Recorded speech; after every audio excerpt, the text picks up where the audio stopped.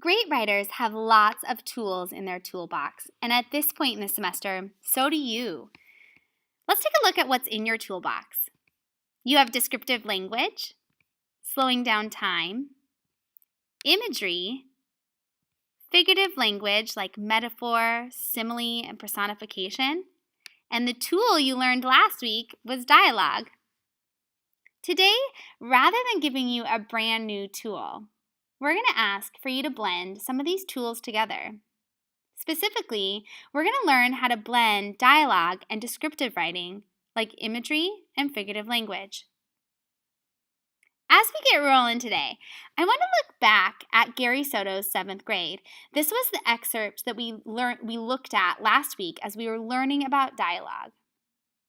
Today, as we read this excerpt, I want for us to notice descriptive details that Gary Soto adds to help the reader to really picture the moment. So I'm going to highlight anything that's not dialogue. Miss Bunyan, biting on the end of her pencil, said, "Louder, both of you." I want you to notice here that Gary Soto doesn't just say, "Miss Bunyan said, louder, both of you." He adds this detail, biting on the end of her pencil. That helps us to really picture Miss Bunyan. Belinda stepped up, nostrils flaring so that the shadows of her nose quivered, and said, louder, "Sucka, is there something wrong with your eyeballs?" Soto adds all of this really cool imagery here. We can picture Belinda shaking in her boots, right? Her nostrils are flaring. She's trying so hard to get this right. And then she says, "Sucka, is there something wrong with your eyeballs?" That description is so important to our story. "Nothing's wrong, I can see." "Louder, make sure the audience can hear you," Miss Bunyan directed.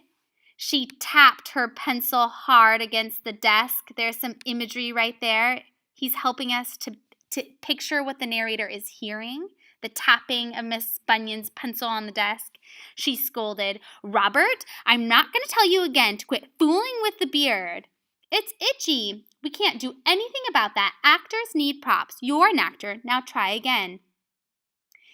So what I want you to notice today is that Gary Soto uses descriptive details. He blends them among his dialogue to really help the reader to imagine this moment, to picture what the narrator sees, hears, tastes, touches, or smells. So let's look at what this would sound like without any of that.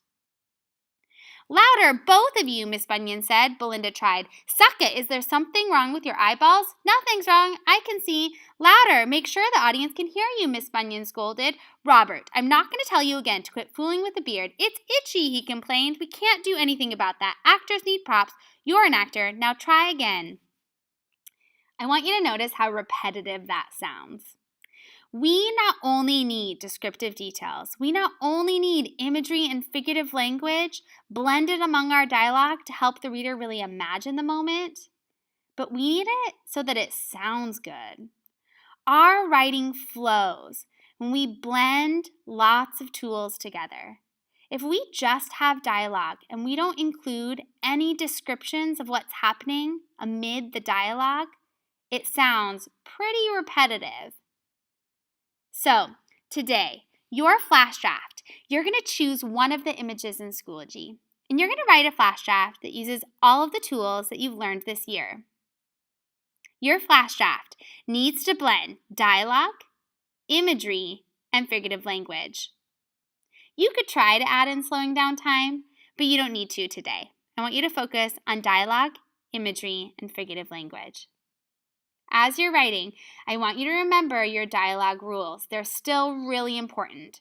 Remember that if someone says it or thinks it, you need to put it in quotation marks. Rule number 2, remember that punctuation goes inside the quotation mark. So if it's a question, the question mark goes inside.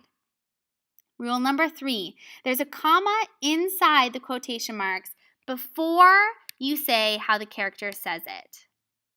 And then rule number 4, if there's a new speaker, there's a new paragraph.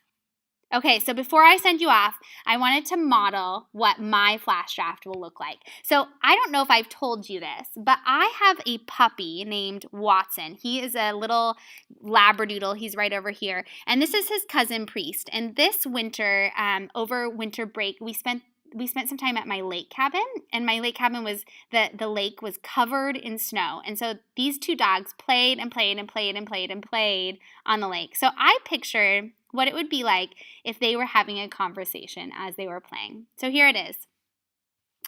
As I'm reading, I'm again going to highlight any descriptive details that are not in the dialogue.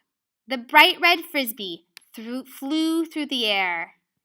I got it, Priest shouted, plowing through the fresh pile of snow. Watson dashed after his cousin. Wait, he shouted, I'm coming. Snow flew up around him as he ran, covering his fur in what looked like little white cotton balls. He skidded to a stop at the edge of the dock and searched frantically for whatever Priest was looking for. What was it? Did I miss it? I want to help, he stammered. Priest pulled his head out of the pile of snow and glared at his cousin.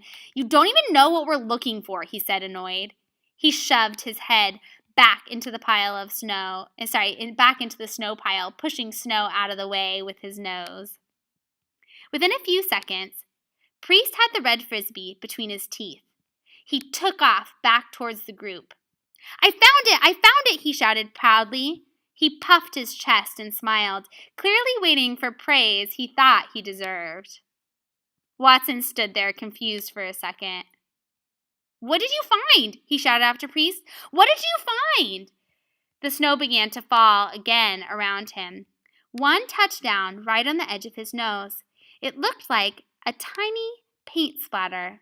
There's my simile. He quickly forgot about Priest and focused his attention on the snowflake. I laughed as he crossed his eyes and stuck out his tongue to get the snowflake. My dog is such a doof, I giggled.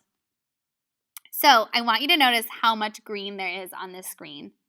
Most of my flash draft today is imagery and figurative language. Most of it is describing what the narrator is seeing, hearing, tasting, touching, and feeling. But I'm blending dialogue among that. So that's your goal today. You can find the description of the flash draft in Schoology. Have fun!